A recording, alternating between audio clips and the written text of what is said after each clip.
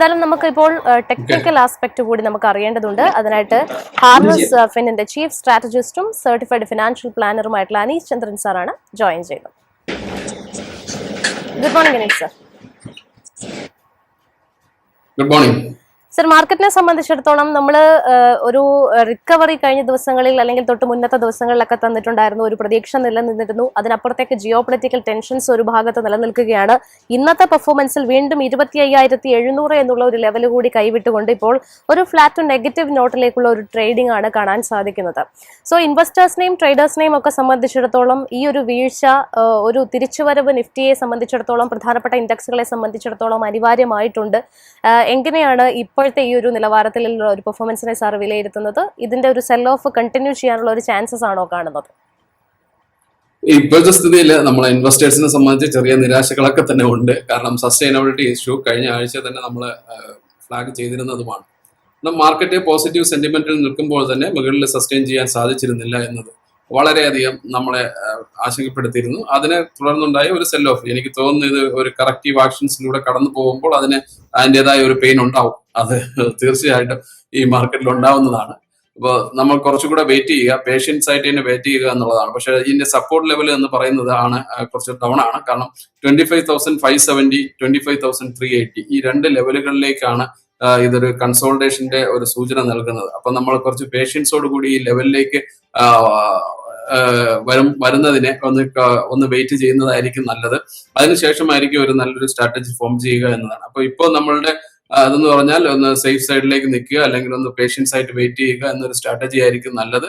Market അത്രത്തോളം bearish ഒന്നുമല്ല, പക്ഷെ ഒരു കറക്റ്റീവ് ആക്ഷൻസിലൂടെ കടന്നു പോകണം. അതുകൊണ്ട് ഈ സപ്പോർട്ട് ലെവൽസ് ഒക്കെ തന്നെ അനിവാര്യമായിരിക്കും. കുറച്ചുകൂടെ ഒരു ഡൗൺ സൈഡ് ഉണ്ടാവും. ഇന്ന് ഇൻട്രാഡേയിലും ഒരു ഡൗൺ സൈഡ് ഉണ്ടാവുമെന്നാണ് ഞാൻ പ്രതീക്ഷിക്കുന്നത്.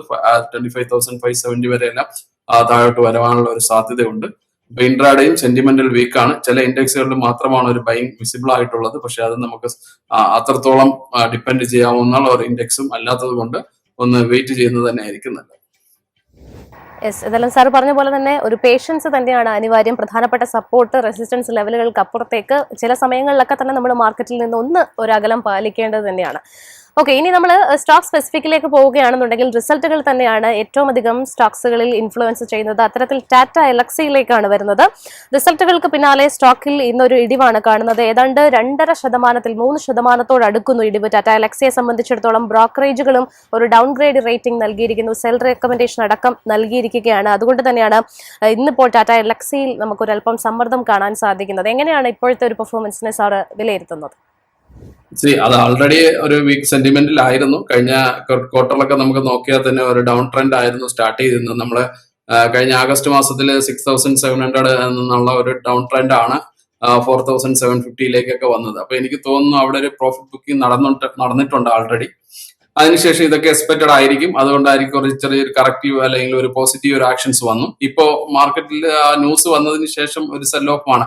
അത് കണ്ടിന്യൂ ചെയ്യുമെന്ന് എനിക്ക് പറയാൻ കഴിയില്ല. ബട്ട് നമ്മൾ സപ്പോർട്ട് ലെവൽ എന്ന് പറഞ്ഞാൽ കുറച്ച് താഴെയാണ്. അപ്പൊ അതുകൊണ്ട് ആ ഒരു ലെവലിലേക്ക് ഒന്ന് നോക്കുക. 5,200 എന്ന് പറയുന്ന ലെവലിലേക്ക് കൺസോൾട്ടേറ്റ് ചെയ്യുകയാണെങ്കിൽ വീണ്ടും, കാരണം ഈ ന്യൂസ് ഔട്ടായതിനു ശേഷം അത്രത്തോളം ഒരു വലിയ നെഗറ്റീവ് സെന്റിമെന്റ് ഒന്നും അതിലിപ്പോ കാണുന്നില്ല. വോളിയം തന്നെ ഇംപ്രൂവ് ചെയ്യുന്നുണ്ട്. ഒരു കറക്റ്റീവ് ആക്ഷൻസിലൂടെ കഴിഞ്ഞ മാസങ്ങളിലേക്ക് കടന്നു പോയത് കൊണ്ടായിരിക്കാം ഒരു വോളിയത്തിൽ വലിയ ഇംപ്രൂവ്മെന്റ് വന്നിട്ടുണ്ട്. അപ്പൊ എനിക്ക് തോന്നുന്നു ഒരു വലിയൊരു ഡൗൺ സൈഡ് റിസ്ക് ഇപ്പോൾ ഇല്ല എന്നാണ് എനിക്ക് തോന്നുന്നത്. ഈവൻ ദോ നമ്മളൊരു സപ്പോർട്ട് ലെവലിലേക്ക് വരുന്നതിനൊന്ന് വെയിറ്റ് ചെയ്യുന്നതായിരിക്കും. 5,200 എന്ന ലെവലിലേക്ക് വരുന്നത് വെയിറ്റ് ചെയ്യുന്നതായിരിക്കും നല്ലത്. അവിടെ ഒരു ആക്ഷൻസ് വരികയാണെങ്കിൽ അതിനൊപ്പം മൂവ് ചെയ്യുന്ന സ്ട്രാറ്റജി ആയിരിക്കും നല്ലത്. അഗൈൻ 6,200 പോകാനുള്ള സാധ്യത ഈ സ്റ്റോക്കിനെ സംബന്ധിച്ചുകൊണ്ട് വളരെ short of period of time. But അതിന് മുമ്പ് ഒരു കൺസോൾട്ടേഷൻ വരുന്നത് വരെ വെയിറ്റ് ചെയ്യുന്നതായിരിക്കും. ഇപ്പോൾ നമ്മൾ നിഫ്റ്റി 50യുടെ ഒരു പെർഫോമൻസ് പരിശോധിക്കുന്ന സമയത്ത് ടാറ്റ സ്റ്റീലാണ് 2.37% ഒരു മുന്നേറ്റം രേഖപ്പെടുത്തുന്നത്. മെറ്റൽ മേഖലയിൽ പൊതുവെ ഇന്നിപ്പോൾ ഒരു ബുള്ളിഷ് സെന്റിമെന്റ് കാണാൻ സാധിക്കുന്നുണ്ട്. ടാറ്റ സ്റ്റീലിനെ സംബന്ധിച്ചിടത്തോളം ഇപ്പോൾ 186 രൂപ എന്നുള്ള ഒരു നിലവാരത്തിൽ ഒരു ഹൈ കൂടി ടച്ച് ചെയ്തിട്ടുണ്ട്. നിലവിലത്തെ ഒരു സെന്റിമെന്റ് അടിസ്ഥാനത്തിൽ മെറ്റൽ മേഖലയിൽ കണ്ടിന്യൂസ് ആയിട്ട് തുടരുന്ന ഒരു മുന്നേറ്റം, ടാറ്റ സ്റ്റീലിൽ എന്തെങ്കിലും ഒരു പുതിയ ഓപ്പർച്യൂണിറ്റിക്കുള്ള ടൈം ഇപ്പോൾ സാർ കാണുന്നുണ്ടോ, ഒരു എൻട്രിക്കുള്ള? യെസ്, ടെക്നിക്കലി നമ്മൾ നോക്കുകയാണെങ്കിൽ അത് പോസിറ്റീവ് ട്രെൻഡിലാണ്. കഴിഞ്ഞ ടൈമിലൊക്കെ നമ്മൾ പറഞ്ഞിരുന്നു, ഒരു 150 എബോ ഒക്കെ വന്നപ്പോൾ തന്നെ നമ്മൾ പറഞ്ഞിരുന്നു അത് പോസിറ്റീവ്ലി ടെക്നിക്കലി പോസിറ്റീവ് ആയിട്ടുണ്ട്. അപ്പൊ ആ ഒരു പോസിറ്റീവ് മൊമെന്റം ഇപ്പൊ കണ്ടിന്യൂ ചെയ്യുന്നു എന്നതേ ഉള്ളൂ. എനിക്ക് തോന്നുന്നത് 200 മേളിൽ പോകാനുള്ള സാധ്യതയുണ്ട്. ഒരു പ്രോഫിറ്റ് ബുക്കിംഗ് ഒക്കെ വന്നതിന് ശേഷം വളരെ സ്ട്രോങ് ആയിട്ടുള്ള ഒരു മൂവ്മെന്റ്സ് ആണ് വരുന്നത്. 160 നിന്ന് വരുന്ന ഒരു മൂവ്മെന്റ്സ് ആണ്. അത് കുറച്ചുകൂടെ കണ്ടിന്യൂ ചെയ്ത് പോകാനുള്ള സാധ്യതയുണ്ട്. 200 ആണ് next resistance.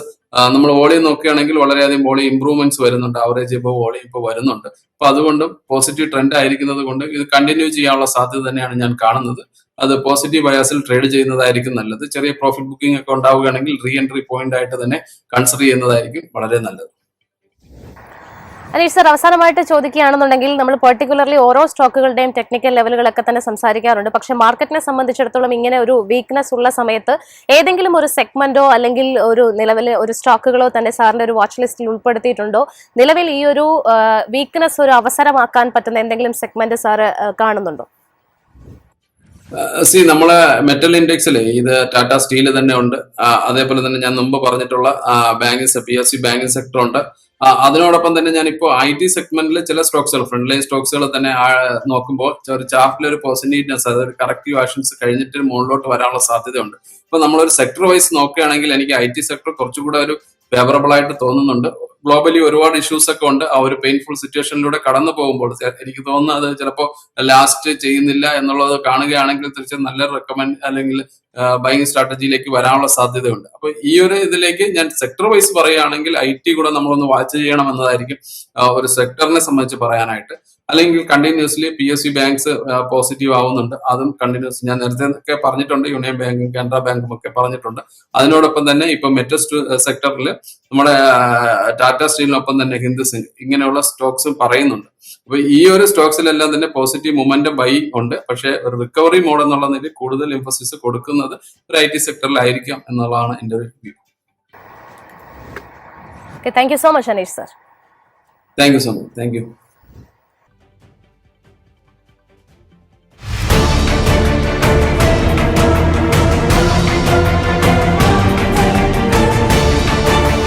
Opening hours with MyFin.